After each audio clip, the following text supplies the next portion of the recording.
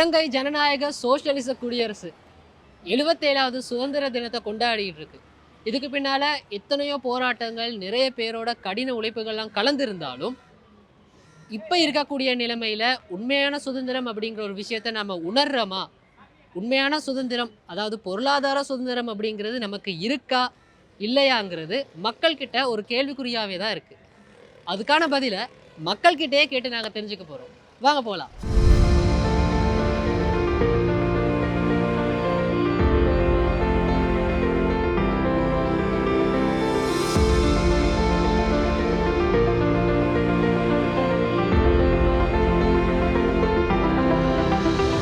வணக்கம். வணக்கம்.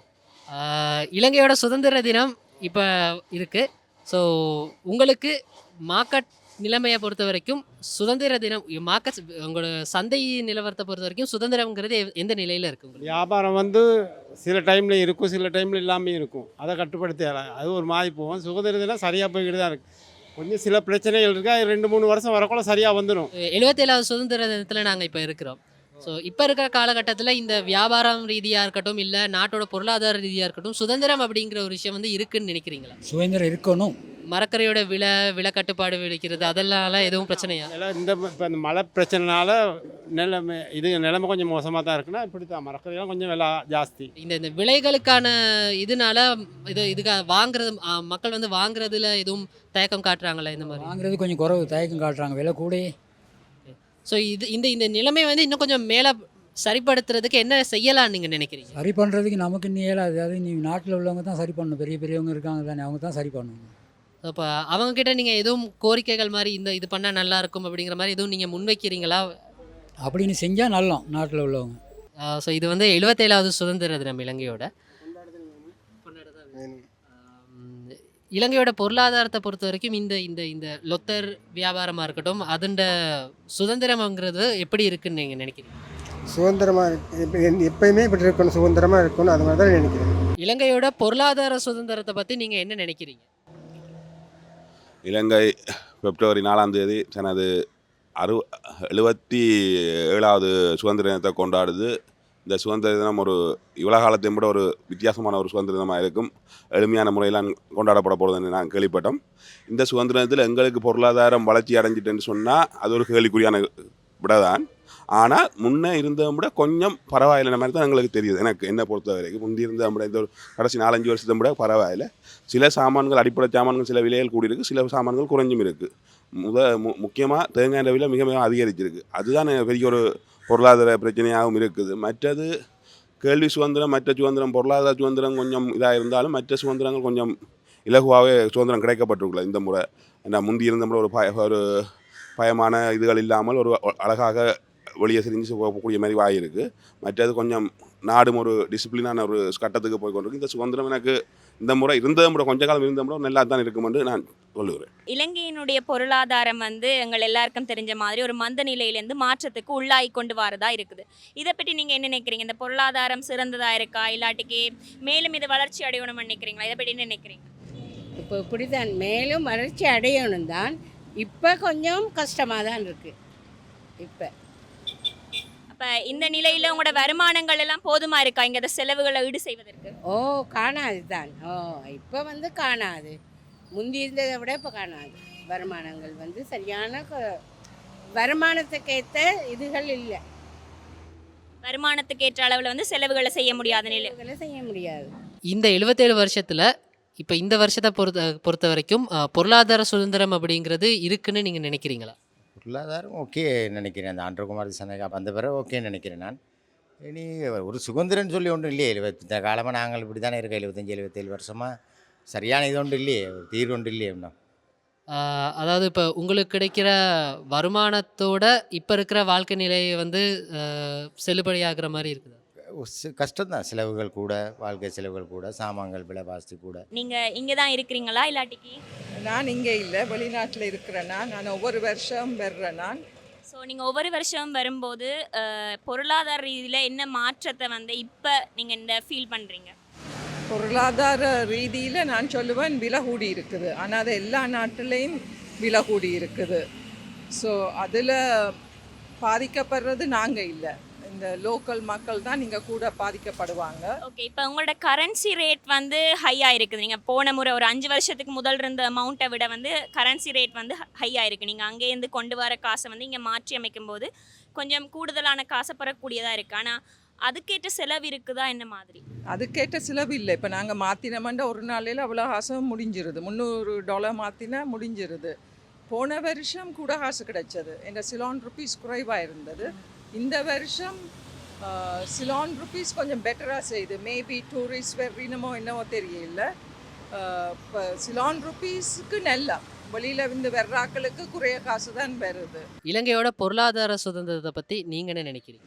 என்னை பொறுத்தவரையில் பொருளாதாரம் விஷயம் என்னன்னு சொன்னால், ஒவ்வொரு இண்டிவிஜுவல் ஒவ்வொரு தனிப்பட்ட மனிதனுக்கும் எப்போ ஃபைனான்ஷியல் ஃப்ரீடம் என்ற ஒரு விஷயம் இருக்குதோ அப்போ தான் பொருளாதார வளர்ச்சி ஒன்று இருக்குமென்று நான் நம்புகிறேன். நினச்ச விஷயங்களை நினச்ச நேரத்தில் நினச்ச மாதிரி செய்கிறதுக்கு ஒவ்வொரு தனி மனிதனுக்கும் அது பாரபட்சம் இல்லாமல் பாகுபாடு இல்லாமல் ஃபைனான்ஷியலாக எப்போ ஃபைனான்ஷியல் ஃப்ரீடம் இருக்குதோ அப்போ தான் உண்மையான சுதந்திரம் கிடைக்கும் என்று நான் நம்புகிறேன். இந்த ஆட்சியாளருக்கு அப்புறம் இந்த சுதந்திர தினத்தை வந்து எப்படி நீங்கள் பொருளாதார ரீதியாக ஒரு சுதந்திரமான தினமாக ஃபீல் பண்ணுறீங்களா? சுதந்திரம் கிடைச்சி தான் இருக்கு. முந்திய விட இப்போ அந்த பொருளாதாரத்தை பொறுத்தளவில் இனி போக போக சில வேளை எல்லாமே நல்ல முறைப்படி நடக்கலாமா இருக்கும். அரசியல் அரசியலை பொறுத்தளவில் நல்ல மட்டும் தான் நான் சொல்கிறேன். இலங்கை இன்னும் பொருளாதார நிலைமையில் இன்னும் கொஞ்சம் மேலே வரணும்னா என்னென்ன மாதிரியான விஷயங்களை மாற்றங்களை செய்யலாம்? இந்த வருஷத்துல இருந்து மாற்றங்கள் கொண்டு வரலான்னா என்ன மாற்றங்கள் நினைப்பீங்க பொருளாதார நிலைமையில்? நல்ல முக்கியமான ஒரு கேள்வி. இலங்கையில் பொருளாதாரம் முக்கியமான நாங்கள் அரசாங்கத்தில் போல சொல்கிறத விட நாங்கள் முதல் மாறணும். நாங்கள் அடிப்படை தலைவர் மரத்தை நாங்கள் கூட்டிக் கொள்ளணும். அப்புறம் எங்களுக்கான சில இது வீட்டு தோட்டங்கள் அதுகளை செஞ்சு நாங்கள் சில இதுகளை எங்களை குறைச்சி செலவை குறைச்சி எக்கனாமிக்கை குறைச்சி நாங்கள் முன்னேறணும். அதோட ஒழுங்காக டேக்ஸ் கட்டணும். டேக்ஸ்ன்னு சொன்னாலே சரி எங்கள் ஆக்கள் எப்படி அதை கட் பண்ணிவிட்டு அதை மாற்றுற மாதிரி பிளான்லாம் இருக்கிறாங்க. அதை ஒழுங்காக உண்மையாக டேக்ஸ் தான் ஒரு அரசாங்கத்தின் உண்மையான இது. அதையும் நாங்கள் அதை ஒழுங்காக கட்டி அதை நாங்கள் ஒழுங்காக அதை நிறைவு செஞ்சேன். இந்த நாடு எங்கே முதல் நாங்கள் அடிப்படை ஒரு தனி மனிதன் தானாக வளர்ந்தானுண்டா நாடு தானாக வளரும். அரசாங்கத்தில் எந்த நேரத்தில் சொல்லி கொண்டிருக்காங்க. அரசாங்கம் சில இதுகளை மாற்றணும். சில இந்த வறுமை கோடுகிட்டு இருக்காங்களுக்கு உதவிகள் அதிகம் செய்யணும். சிலவுகளை குறைக்கிற மாதிரி செய்யணும். எல்லாரையும் ஒரு நல்ல ஒரு பங்கீடாக கொண்டு வரணும். அதுக்கு நாங்களுக்கு கூட டேக்ஸை கூட்டி பங்கீடு முக்கியமான பங்கீடு தான் இங்கே முக்கியம். அந்த பங்கீடு ஒழுங்காக செய்தால் சரி. அடுத்தது மனுஷனை மதிக்கணும். முதல் அது கஷ்டப்பட்டவன் வந்து அது கொஞ்சம் குறைஞ்சோண்டு வருது. இன்னும் அதை ஒழுங்காக பார்த்து மற்றவர்களுக்கு ஒரு ஹெல்ப்பான இதுகளை செய்யுது. மற்றது இளஞ்சமுதாயம் 2K கிட்ஸுகள் கொஞ்சம் வேலையில் அதுகளுக்கு போகணும். அது இப்போ அவங்க ஃபன்னாக இருக்கிற அதில் விட்டு வேலை அதுக்கு போய் முதல் தலா வருமானம் தனி மனிதன் ஒருத்தன் முன்னேறினாண்டா நாடு தானாக வளரணும் தான் என் அபிப்பிராயம். இந்த லொத்தர் அந்த இதை பொறுத்த வரைக்கும் எவ்வளவு அதோட வருமானம் எல்லாம் எவ்வளவு மாதிரி போய்கிட்டு இருக்கு? வருமானம் பார்த்தா தான் இருந்தாலும் இது செஞ்சால் தான் இனி வாழை இதுவும். அப்போ உங்களுக்கு கிடைக்கிற இந்த வருமானத்துல இருந்து வாழ்க்கை செலவு வந்து பார்த்துக்க முடியுமா இருக்கா இல்லையா? என்ன மாதிரி இதில் தான் கட் பண்ணது இதை தான் கொண்டு போய் பார்க்க அப்படின்னு. ஸோ அப்போ இதுலேருந்து இன்னும் அடுத்த கட்டத்துக்கு போகணும் மேலே வரணும்னா என்ன மாதிரியான சேஞ்சஸ் கொண்டு வரணும்னு நினைக்கிறீங்க? முயற்சி பண்ணி தான் சரி அவரோட தொழில் போய் நீங்கள் என்ன நினைக்கிறீங்க? இலங்கையை பொறுத்தவரையில் உங்களை மாதிரி புலம்பெயர்ந்த ஆட்களாக இருந்தாலும் சரி இல்லாட்டி டூரிஸ்ட் வந்து இலங்கைக்கு வாரதால் ஒரு பொருளாதாரத்தில் வந்து ஒரு சின்ன மாற்றம் ஒன்று ஏற்படும் நினைக்கிறீங்களா? என்ன மாதிரி? நல்லா ஏற்படும். இந்த நாடு இன்னும் முன்னேறி வந்தால் டூரிஸ்ட்டுக்கு இது நல்ல ஒரு இடம். ஏன்னா டூரிஸ்டால் நல்ல வருமானம் பெறும். இப்போ நீங்கள் பார்த்தீங்கன்னா கொழும்புல அவ்வளோ டூரிஸ்ட் இல்லை. பீச் சைட் போனீங்கன்னா கூட டூரிஸ்ட் இருக்கணும். அப்போ சின்ன கடை போட்டு இருக்கிற ஆக்களுக்கு நல்ல வரும்படி வரும். அதை மேபி இந்த கவர்மெண்ட் கொஞ்சம் ஹெல்ப் பண்ணணும். மேபி ஸ்மால் பிஸ்னஸ் லோன் என்ன கொடுத்து தே ஷுட் ஹெல்ப். இந்த நிலையிலேருந்து இன்னும் கொஞ்சம் மேலே வரணும் அப்படின்னு சொன்னால் என்ன மாதிரியான மாற்றங்கள் வரணும் அப்படின்னு நினைக்கிறீங்க? உடனே திடீர்னு நாங்கள் எதையும் எதிர்பார்க்கல. உடனே கொஞ்சம் நாள் செல்லும். என்ன அது கொஞ்சம் நாட்கள்லாம் உடனே 75 வருஷம் அவங்க ஆண்டாங்க இவங்களாம் ஆண்டாங்க ஒன்றும் நடந்ததில்லை. இப்போ இவங்க புதுசாக வந்திருக்காங்க. நாங்கள் உடனே வந்து 3-4 மாதத்தில் ஒன்றும் நாங்கள் எதிர்பார்க்கல. அது டேக் சம் டைம், கொஞ்சம் நாள் போகணும், கொஞ்சம் நாள் ஆகும். சாதாரண மக்கள் அவங்களுடைய வாழ்க்கை நிலையை பொறுத்த வரைக்கும் அவங்களுக்கு டேக்ஸ் அப்படிங்கிற ஒரு விஷயம் வந்து ரொம்ப ஒரு பாதிப்பு செலுத்தக்கூடிய ஒரு விஷயமா இருக்குது. அவங்களுடைய வாழ்க்கையில் பொருளாதார சுதந்திரத்தை கொண்டு வரணுமா இருந்தால் இப்போ இருக்கக்கூடிய டேக்ஸ் சிஸ்டம், வங்கியில் இருக்கக்கூடிய டேக்ஸ் சிஸ்டமாக இருக்கட்டும், இல்லை நில அடிப்படையில் இருக்கக்கூடிய டேக்ஸ் சிஸ்டமாக இருக்கட்டும், இல்லை அவங்களுடைய யூட்டிலிட்டி பில்ஸ்ன்னு சொல்லக்கூடிய எலக்ட்ரிசிட்டி வாட்டர் பில்ஸ் அப்படி அந்த இடத்துல இருக்கக்கூடிய டேக்ஸ் சிஸ்டம் மாதிரியான விஷயங்களாக இருக்கட்டும், அதில் என்னென்ன மாற்றங்களை இப்போ இருக்கிற நிலைமை டேக்ஸ் சிஸ்டம்ங்கிறது ஓகேவா, இல்லை அதை இன்னும் டெவலப் பண்ணணும், கூடணும், குறைக்கணும் அப்படிங்கிற மாதிரி எதுவும் எண்ணம் இருக்குது அவங்களுக்கு? இல்லை, நாட்டை பொறுத்த வரைக்கும் நாடோ ஒரு ஆர்கனைசேஷனோ ஒரு நெட்வொர்க்கை பொறுத்த வரையில் நம்ம டேக்ஸ் சிஸ்டத்தை குறை சொல்லி பிரயோசனமே இல்லை. டேக்ஸ் சிஸ்டம் வந்து எப்பயுமே எக்ஸிஸ்டிங்காக நல்லா தான் இருக்கும். அதுதான் மெயினான ஒரு அரசாங்கத்தில் ஒரு ஆர்கனைசேஷன் வருவாயாக இருக்க போகுது. ஸோ டேக்ஸ் சிஸ்டத்தை பே பண்ணுற அளவுக்கு நம்மளோட ஃபைனான்ஷியல் ஃப்ரீடத்தை நம்ம வளர்த்து கொண்டோம்னு சொன்னால் கண்டிப்பாக நமக்கு வந்து டேக்ஸ் வந்து ஒரு பெரிய விஷயமா தெரியாது. இது எப்படி சொல்லலாம்னு சொன்னால் நம்ம ஒரு இருக்கிற எக்ஸிஸ்டிங் சட்டத்தை ஃபாலோ பண்ணாமல் சட்டத்தை குறை சொல்கிற மாதிரி தான் விஷயம் இருக்கும். ஏன்னா சட்டம்ன்றது ஒரு ஒழுங்கமைப்புக்கு நம்ம ஒருங்கிணைப்புக்கு வாரத்துக்காக கொண்டு வரப்பட்ட விஷயங்கள். அப்போ அந்த சட்டத்தை நம்ம ஃபாலோ பண்ணாமல் அந்த சட்டத்தை குறை சொல்கிற மாதிரி தான் இந்த டேக்ஸ் சிஸ்டமும். நம்ம டேக்ஸ் பே பண்ணுற அளவுக்கு நம்ம இன்கம்மை ரைஸ் பண்ணணுமே ஒழிய டேக்ஸை குறை சொல்லி பிரயோசனம் இல்லை. என்ன மாதிரியான மாற்றங்கள் வரணும்னு நினைக்கிறீர்கள்?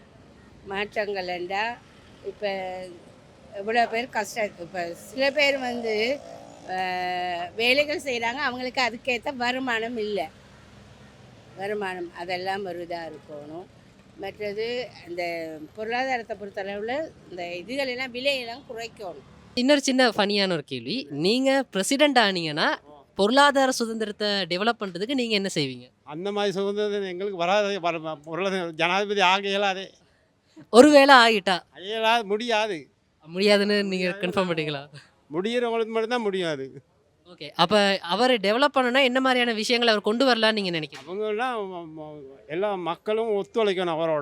அவரோட ஒத்துழைச்சா அந்த நல்ல ஒரு நிலைமைக்கு எடுக்கலாம். நீங்கள் ஒருவேளை இலங்கையோட பிரசிடெண்ட்டாக ஆகிட்டா பொருளாதார சுதந்திரத்தை டெவலப் பண்ணுறதுக்கு என்னென்ன மாதிரியான டிசிஷன்ஸை எடுக்கலாம்னு நினைக்கிறீங்க? ஒவ்வொரு செக்டரில் இருக்கிற தலைமைத்துவ பண்புகளை நான் முதலாக பார்ப்பேன். அந்த தலைமைத்துவ பண்புகளை வச்சுக்கொண்டு மிடில் கிளாஸ் வறுமை சராசரி நிலையிலிருந்து கீழே இருக்கிற ஆக்களை எப்படி முன்னுக்கு உயர்த்தலாம்னு தான் நான் பார்ப்பேன். ஒவ்வொரு தொழில் வாய்ப்புகளாக இருந்தாலும் சரி, இன்னொரு பொருளாதார முன்னேற்ற நடவடிக்கைகளாக இருந்தாலும் சரி, அடித்தட்டு கீழே இருக்கிற மிடில் கிளாஸுக்கு கீழே இருக்கிற ஆக்களை தான் நான் ஸ்கோப் பண்ணுவேன். என்னென்னு சொன்னால் அவங்க தான் எண்ணிக்கையில் கூடுதலாக இருக்காங்க. ஸோ மேலே இருக்கிற ஆக்களை மேலே கொண்டு வரது அது ஆட்டோமேட்டிக்காக நடக்கக்கூடிய விஷயம். ஆனால் கீழே இருக்கிற ஆக்களை அடித்தட்டிலேருந்து கீழே இருக்கிற நிலைமையிலேருந்து மிடில் கிளாஸ் வரைக்கும் இருக்கிற ஆக்களை அவங்க பெரும்பான்மையாக இருக்கிறதால அவங்கள முன்னேற்றதால தான் ஆட்டோமேட்டிக்காக எக்கனமியை முன்னேற்ற முடியும். இலங்கை வாழ் மக்களாகிய நாம் சுதந்திர தினத்தை கொண்டாடி கொண்டிருக்கிற இந்த தருணத்தில் உண்மையான சுதந்திரம் எங்கள்கிட்ட இருக்கா? சுதந்திரம் என்பது வெறுமனே அரசியல் சுதந்திரம் மட்டுமின்றி பொருளாதார ரீதியான ஒரு சுதந்திரமே சுதந்திரமாக கொள்ளப்படுகின்றது. ஒரு தனி மனிதனாக இருந்தாலும் சரி, ஒரு நாடாக இருந்தாலும் சரி, ஒரு பொருளாதார சுதந்திரம் தான் உண்மையான சுதந்திரத்தை அனுபவிப்பதற்கும் அணுகுவதற்குமான வாய்ப்பை ஏற்படுத்தி கொடுக்கிறதாகவே இருக்கின்றது. இன்றைய இலங்கையினுடைய பொருளாதார நிலையை நாங்கள் நோக்குகின்ற போது ஒரு படித்த சமூகம் மேலத்தைய நாடுகளை நோக்கி புலம்பெயர்ந்து கொண்டிருக்கிறார்கள். இதற்கு இடையிலே மலைய மக்களுடைய சம்பளம் இல்லாத கோரிக்கை நீடித்து கொண்டே இருக்கின்றது. வடக்கு கிழக்கு மக்களுடைய காணி விடுவிப்பு பிரச்சனை நீள்கிறது. ஆகவே இப்படியான பிரச்சனைகள் இருக்கின்ற சமயத்தில் உண்மையான சுதந்திரத்தை நாங்கள் உணர்ந்திருக்கிறோமா? பல்வேறு விதமான ஆக்கள் பல்வேறு விதமான கருத்துக்களை இன்றைக்கு எங்களோட பகிர்ந்திருந்தாங்க. என்றாலுமே பொருளாதார ரீதியான ஒரு சுதந்திரம் மட்டும்தான் இலங்கை வாழ் மக்களுடைய கனவுகளை நனவாக்கக்கூடிய ஒரு சுதந்திர உருவாக்கக்கூடிய ஒரு வித்திடக்கூடிய ஒரு விடயமா இருக்குது. ஆகவே பொருளாதார ரீதியான சுதந்திரத்தை அனுபவிப்பதை நோக்கி நாங்கள் நகர வேண்டும்.